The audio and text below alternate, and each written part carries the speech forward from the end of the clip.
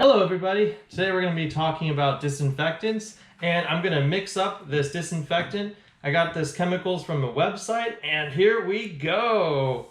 Uh-oh!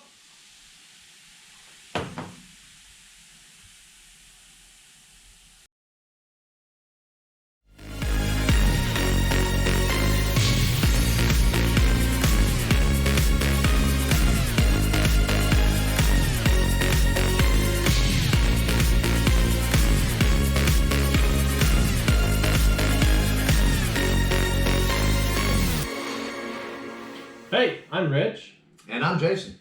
And we're with Tighten Up Clean. We want to be your go-to resource for all things clean. And today we're going to highlight the 6 main sanitizer, disinfectants, active ingredients, and kind of give an overview of some of their pros and cons. The first one is alcohol. And I'm not suggesting you take up the bottle, but at least in a scientific way, alcohol is a solution, if you get my jug.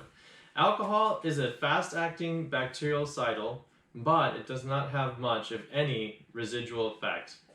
No high-level disinfectant contains alcohol as a main ingredient.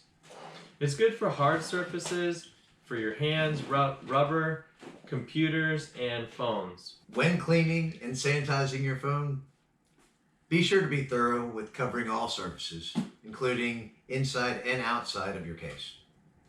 It's also really good for wiping things inside your car, since it does not leave a residue and it dries quickly. You need a concentration of 60%, so make sure it's the high-proof stuff. Chlorine is the most widely used disinfectant, and typically it's used in the liquid version. Typical household bleach is a 5 to 6% solution, and it's effective for disinfection with a 10-minute wet contact time. PPE. Yeah. Personal protective equipment. Make sure you're wearing gloves and have proper ventilation always. We covered some of these facts in our previous video. Be sure to watch it. It was an awesome video. Hydrogen peroxide is the main ingredient in several high-level disinfectants and sterilants. And I'm sure we've used this to clean a cut before. You know, mom poured it on there and it bubbled up. Got a bubble, yeah. Yeah, it doesn't sting like alcohol. For those of you that want to sanitize, you're going to need a 3% solution, and it's going to need a dwell time of 2 minutes. For disinfection, a dwell time of 5 minutes is needed. Safe on most surfaces and commonly available, the brown bottle that you purchase at your local store or online, it's good for 6 months before the concentration of peroxide drops too low. Another disinfectant that's very popular in hospitals and started being popular in the 70s is phenol. It's almost always sold as and used as a concentrate. It needs to be diluted with water, always.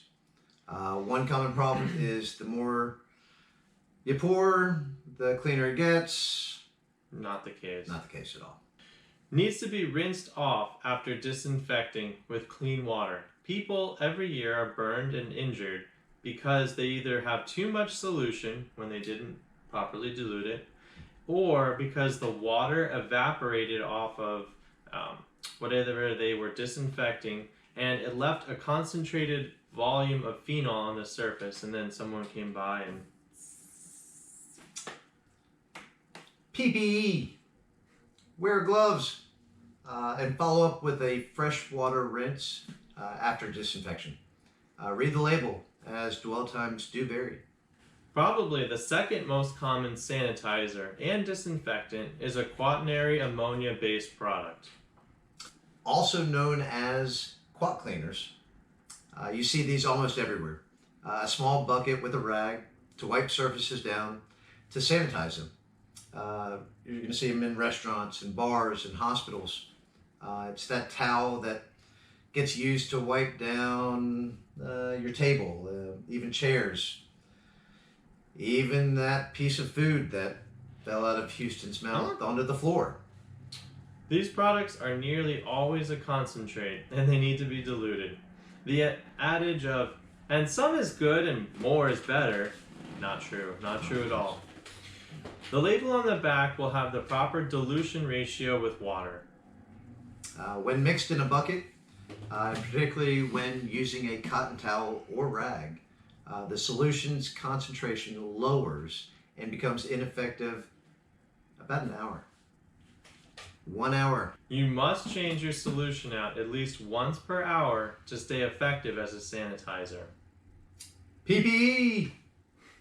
Wear gloves. Recently, some newer products have been hitting the market using Thymol, thyme oil, as a disinfectant. These products are proving to be effective and a safer alternative. According to the EPA, a 4-minute wet dwell time is needed for disinfection. Much lower toxicity compared with bleach, phenols, and quaternaries. One drawback is the price tends to be higher per ounce, and most products sold are ready to use. Also, it smells like thyme. Yeah, it sure does smell that way. Now, let's talk technique. First, you want to prepare your surface by cleaning it. We'll get more into this topic in later videos, but first in this video, you want to start with a clean surface. Next step is to thoroughly cover the surface you're disinfecting with your disinfectant solution.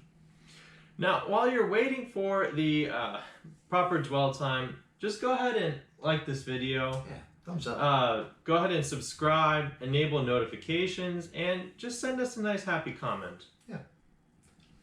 If you're using a product that does not need to be cleaned, like alcohol or thyme, you're all set. Check the label. Most of the time, phenol and bleach need to be rinsed off with a clean wipe and pure water. If you're buying wipes, make sure they are for the purpose that you plan to use them for. If it's for disinfection, they need to say disinfection. If it's for cleaning, just make sure the label says so. In everything you do, read the directions first. And if you have any questions, go ahead and search the internet. Go to your favorite search website like Google and go ahead and check out the right way to use that product first before you actually start using it. And that's it from us.